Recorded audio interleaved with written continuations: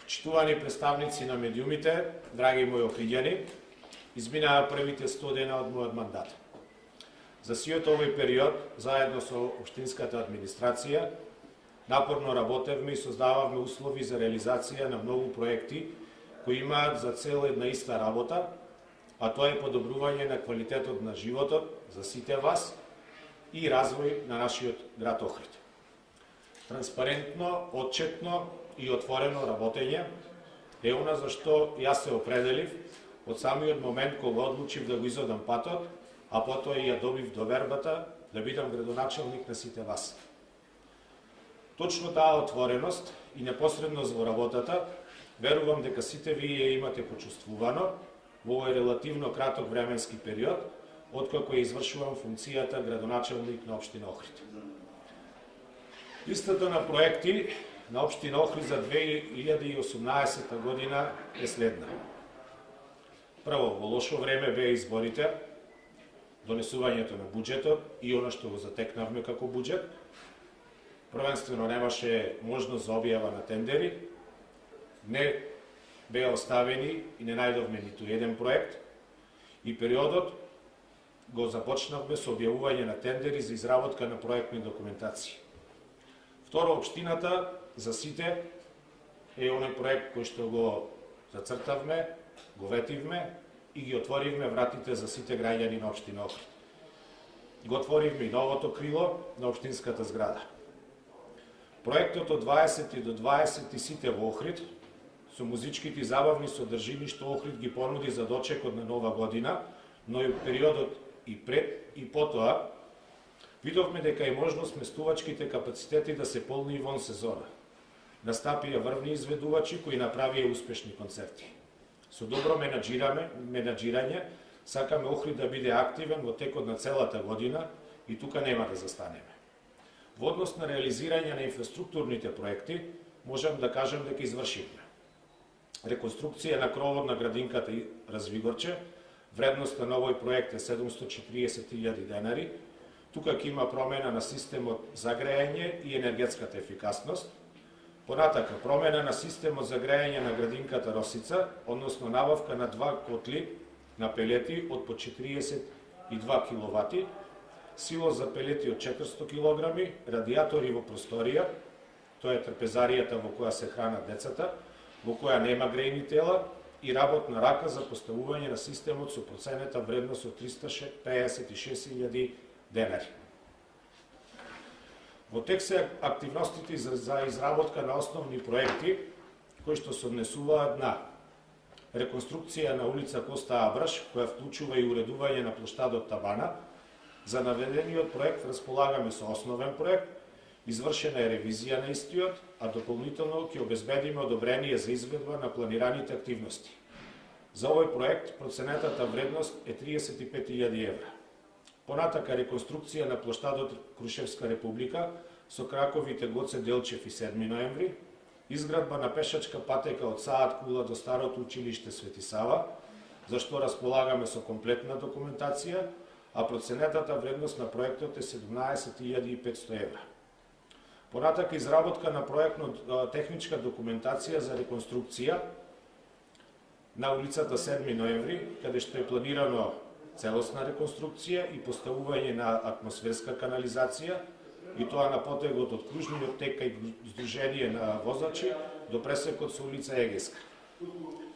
Она што е доста битно е улицата Ава Семин, за која улица е предвидена целосна реконструкција со поставување на нова водоводна, атмосферска и канализациона мрежа. Започната е реконструкцијата на регионалниот пат Косел-Вапила, а понатака завршени се договорите со владата на Република и Македонија и Министерството за животна средина и просторно планирање за да се доизгради и реконструира колекторскиот систем, понатака пренасочување на реката Сатеска во Старото корито, со што решаваме голем број од еколошките проблеми. На реката Грашница се планира систем на брани и каскади за спречување на можни наноси, а ќе бидат поставени решетки за фаќање на цврст отпад. Изработка на студијата и ревизија на старата студија за студенчишкото блато, решавање на проблемот со изградба на марината, одржливо управување и третман на биоотпад со употреба на метод за производство на биогориво, проект кој се реализира со прекуграничната соработка. Вредноста на проектот е 1.320.000 евра, корисник е Охридски комуналец со грант од 510.000 евра. Би напоменал дека во јавното предпријатие Проаква го решивме долгогодишниот проект со доцнење на уплатата на придонеси за здравствено осигурување на сите вработени во работната единица Охрид. Еден од најважните проекти за Охриѓани е воведувањето на гасификацијата на Охрид, проект кој што отпочнува во текот на март месец, а очекуваме и првите резултати да се видат во текот на октомври месец оваа година. Целосно е ставена во функција просторот на поранешната касарна Михајло Апостолски, проектно, урбанистички, а очекуваме дека со овој проект ќе бидат разрешени проблемите со полицијата, пожарната и неколку останати институции и објекти во рамките на општина Охрид. До сега се одржани 6 седмици на Советот на општина Охрид. Она што е најбитно е дека е изгласан и усвоен буџетот, со кој што ќе имаме остварување на програмските активности во текот на 2018 година. Формирани се надзорните и управните одбори во јавните предпријатија, со што започнуваме со консолидација на тие јавни предпријатија. Потврда за отворениот пристап на општината се и средбите со представниците на местните и урбаните заедници во рамките на општина Охрид, кои состаноци се одржуваат во континуитет, а и ќе продолжат во текот на февруари, март и април месец. На овие средби се сослушуваат барањата на охриѓани, проблемите со кои тие се соочуваат во секојдневниот живот и заеднички се бараат решенија за нивно надминување.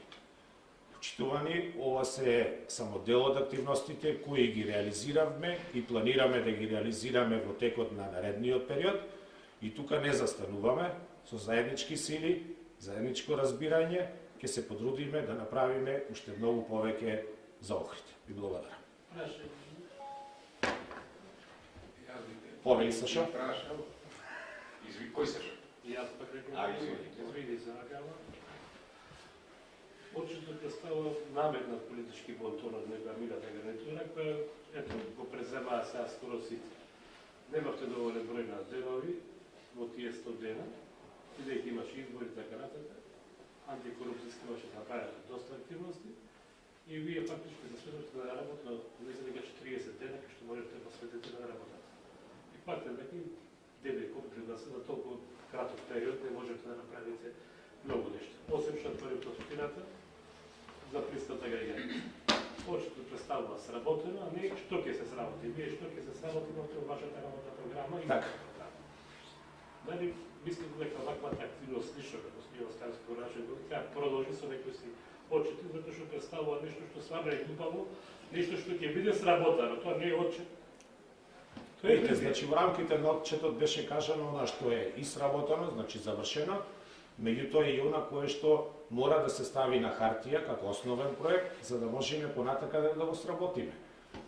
Жалната ситуација е тоа што има недостаток на основни проекти во рамките на општината.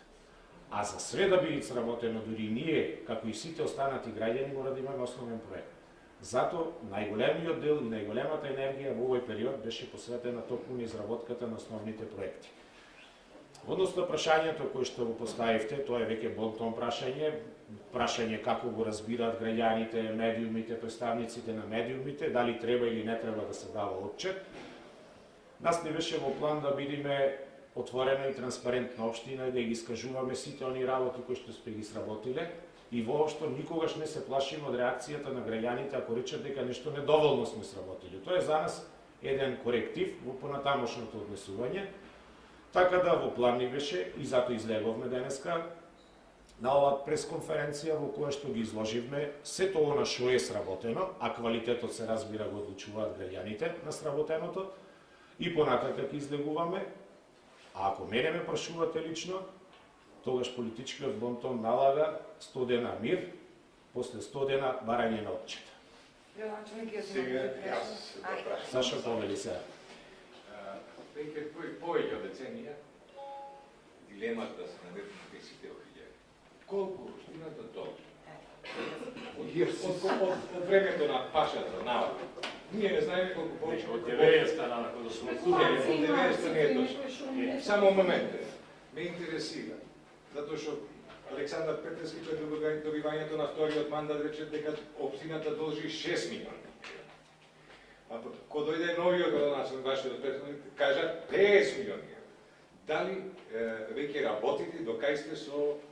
Јас предпоставувам дека работите со пресметките колку ова општина почи јавните предпријатија. И на добар за исто прашање, ако може, пошто ви сте... Секако дека можете и тоа е најгорливото прашање. Од 2004 година, вие во 2000, Општин Охрид во 2013 година доби пресуда од Врховен суд за работи изведени во есен во 2004 година со затезни камати од некаде 22 милиони евра за сметка на градот Аде Скопје. И ако се земи сите тие работи, значи од времето на самостојањето навака да тој долг наметна до општината. Сега, тоа е едно убаво прашање на кое што оваа нова општинска администрација на чело со мене го потроши можеби најголемиот дел од времето и најголемата енергија. Затоа што два се суштински проблеми, еден е оној кој што не го спомнувате и можеби и охријани не го знаат, а што е жално, а тоа е општина Охрид е всушност на некој начин треба да биде третирана како една институција или како една фирма која што треба да си го знае својот имот. Жално е што во билансот на состојба на општина Охрид многу од она што го сметаме дека е имот, па и ова зграда во која што се наоѓаме, не е евидентирана биланска. Значи, ние не знаеме што е имотот. Тоа е всушност принципот на недомаќинско работење во општината. Не знаеме што е имот, не ги знаеме кои се побарувањата, кои што ги имаат граѓаните, и е трета една многу битна работа која што ја забораваме, не е само финансискиот долг проблем. Проблем е материјалниот долг. Ние за ова планираме една посебна средба и со граѓаните, меѓутоа и со инвеститорите. Оние кои што се заинтересирани за градби во градот Охрид. Често во секторот за урбанизам се цртаат планови во кои што се предвидени одредени активности да се изведат, згради, куќи и било што, а за сето тоа треба општината да направи соодветна инфраструктура. Ние имаме ситуацијата, тоа се и пресметките кои што ги имаме направено и понатака во нашата транспарентност и отвореност и отчетност ќе видите многу работи кои што ќе ги кажеме, дека со надоместокот за уредување на градежно земјиште, фамозните комуналии кои што се плаќаат, ние не ги покриваме трошоците. Тоа е системски проблем кој што генерира загуби во општината. Се додека тоа не се среди. Прост пример. Проектираме на некое место зграда, а општината треба да изврши експроприација, зашто треба да издвои и да плати големи финансиски средства и понатака инфраструктурно да го уреди. Со парите кои што ги добиваме од комуналите, ние не ги покриваме трошоците. А и самиот збор ви кажува дека се тоа надоместоци. Тоа се системски проблеми кои што ги имаме и ќе ги имаме доколку не ги решиме. Долгот финансиски е утврден и го знаеме колку е. Затоа го упативме и повикот до доверителите во кој што тие треба да се изјаснат кој дел од каматата го опростуваат и кој дел можеби од основниот долг го опростуваат, за да знаеме понатака како да пристапиме кон решавање и подмирување на тие долгови. И во текот на кампањата, значи во предизборието, ние кажувавме дека долгот си е долг и тука нема бегање. Без разлика сашо по која основа е настанат долгот. Не можеме да навлегуваме. Сметам, не сакам да критикувам, дека претходната општинска администрација изгуби долго време во решавање на тие проблеми по која основа бил настанат долгот, не се решија, а долговите се повеќе и повеќе растат. Прост податок е, и тоа граѓаните нека го знаат, дека ние дневно како општина губиме по 10.000 евра, 10.000 евра ќе повторам, толку растат долговите на општината, или претворено во број на вработување, ние секојдневно губиме 2 вработувања во рамките на општина Охрид или во градот.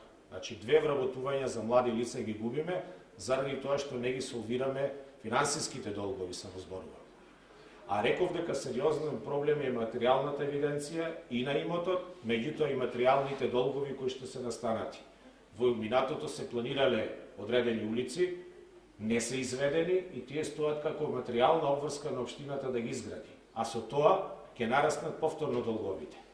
Значи, финансиската и материјалната ситуација во општината беше клучното и тоа сметам дека за едно одговорно и домаќинско работење и тука очекувам од граѓаните поддршка и мир и време да дадат на општинската администрација да ги решиме материјалните и финансиските проблеми со кои што се наоѓаме, за да можеме да влеземе во експанзија. Повторно ќе го кажам податокот дека 10.000 евра растат долговите во општината Охрид на ден. Началник, Не кажавте бројката, да, колку е вкупниот долг. Кажавте дневно. Вкупниот? Колку милиони евра? наследите точно. Да, не, колку милиони евра? Во овој момент нема да го дам одговорот на ова прашање од одредени причини кои што ќе ве замолам да не ме прашувате понатаму. Градоначалник, граѓаните често се јавуваат и прашуваат. Наследивте да 13.000 нерешени дневни предмети. А јас сака да прашам токму за нашите граѓани, имате формирано нови комисии, тоа го видов, да со каква динамика ќе се решаваат тие предмети кои ги наследите. Проблемот со легализација е исто така еден системски проблем. Тој всушност најголемиот дел на предметите се однесуваат на легализација, е еден системски проблем кој што предизвикува и понатака системско задолжување на општината заради тоа што се легализираат објекти на кои што понатака согласно со законите треба да се изведе инфраструктурата. Со 1 евро комуналија не може да се изведе инфраструктурата. Секако дека ние формиравме нова комисија и дека ја реорганизиравме работата и се подпишани голем број на решенија за легализација или се одбиени или се прифатени, затоа што тоа е законска обврска и на градоначалникот и на општинската администрација. И очекуваме дека во 2018 не ќе можеме да ги завршиме, меѓутоа до 2019 дека ќе ги завршиме. Меѓутоа, отворено и наискрено изјавувам дека голем број на одобренија кои што не се издадени произлегуваат токму од оние проблеми кои што пред малку ви ги спомнав, а тоа е барани се одобрение за градење, во кој што доколку се издаде тоа одобрение за градење, општината ќе влезе во нов долг. Значи, одредени инвеститори или одредени граѓани бараат издавање на одобрение за градење согласно со урбанистичките планови кои што се направени. Меѓутоа, доколку ги издадеме тие одобренија, во тој случај треба да се изведува онаа експроприација и инфраструктурно уредување кое што за општината би значило повторно задолжување и ние во овој момент тоа не сме спремни да го направиме. И заради тоа ќе почекаат се до оној момент додека не се извршат и ревизија на урбанистичките планови кои што се носени во минатото. Кое што сметаме дека е суштински и граѓаните сметам дека ќе се сложат дека е суштински проблем. Градоначалник, јас имам едно прашање. Поли. Ме интересира за пристаништето, не слушнав некој проект. Значи, ефтина во лоша состојба, посебно клупите се сите искршени, дзичето, шеталишто тоа или така. Значи, минатиот градоначалник рече дека имало готов проект. Пред заминување, да, за Кеот, дури одобрен као. Значи, што на Тополе барем да се санира, колку толку да личне нешто. Сметате за пристаништето, Кеот и целокупниот епотек. Да, на Да. Кеот, На клупите се сите уништени. За да не испадне според она старо изјавување од типот ке направиме, ние во овој отчет тоа не го ставивме. Се работи на изработката на проектно-техничката документација и повторно ќе се видиме, има наредни 100 дена, има нареден месец, ако сакате и пократко ќе ги држуваме овие пресконференции во кои што ќе изјавуваме што све е сработено и тогаш ќе го кажеме. Значи во моментот е изготвувањето на планот за јавни набавки, односно е завршен. Следи објавувањето на тендерите и со објавувањето на тендерите, и тоа го видовте дека секогаш транспарентно се објавува кој тендери и кој ги добива тендерите, ќе образложиме во кој правец ќе се движи подобрувањето на инфраструктурата во општина Охрид. Вчера владата на Република Македонија имаше дадено сообщение со кој повика дека Светска банка обезбедува 240 милиони евра за санација за задолжените 20 најзадолжени општини на Република Македонија, меѓу кои општина Охрид. Вие како професор економиста, тоа значи долгот на Охрид на нула, или... Не, тоа не значи долгот на општината на нула. Да го дефинираме. Добро. Може. И вие како професор, економиста, знаете дека постои институт финансов поверени кои минатите ваши предходници може да го спроведат и да направат финансиска ликвидност на општина Охрид. Меѓутоа, тоа за да не се откажат нивните поголности, не го направи. Вие како професор смятате дека е потребен финансов повереник да го раздолжи или ќе очекаме да решиме грантот од владата кој ќе биде кредит на 20 години, па уште да тргне нека позитивна нова. Искрено кажано, со ова општинска администрација која што имаме, ние сме спремни да консолидираме општината.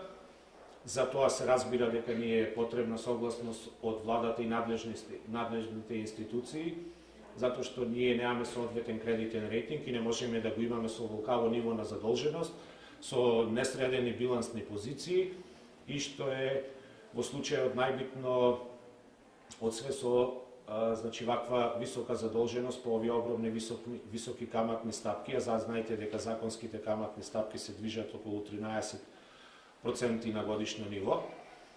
Задолжувањето фактички ќе значи оно кое што го зборувавме во текот и на предизборието, а тоа е рефинансирање. Рефинансирање би значило дека ќе добијаме кредит по пониска каматна стапка, на таков начин ќе ни се намалат тековните трошоци и на воден и на годишно ниво. Но тоа не значи дека општината ќе биде на нула. Општината, за жал, од 96-та година има блокирана сметка, 20 години ако е блокирана сметката, тогаш и самите знаете според законот за финансирање на единиците на локалната самоуправа што тоа би значило, а и самите знаете по едноставно логичко и економско правило дека тоа е всушност банкрот, треба да се следи стечај, меѓутоа ние сме спремни како општинска администрација сето тоа да го надминиме.